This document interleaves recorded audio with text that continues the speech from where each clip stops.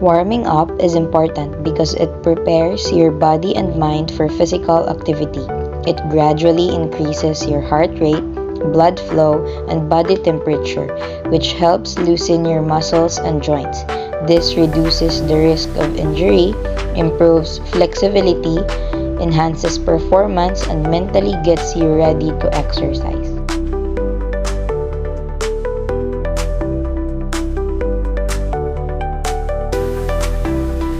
The bird dog exercise is a basic workout that boosts stability, promotes a neutral spine, and alleviates low back discomfort.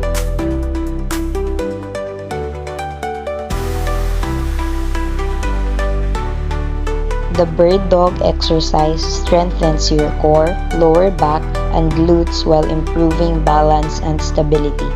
It also helps with posture and reduces the risk of back pain by training your body to stay stable during movement.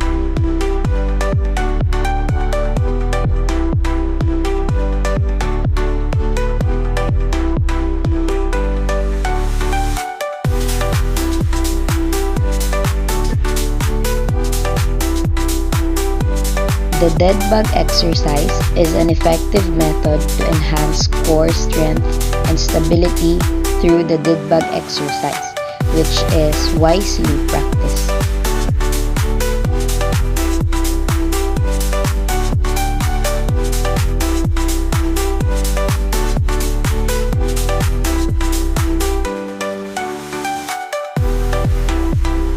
Dead bug exercise strengthens the deep core muscles, improves coordination, and supports spinal stability.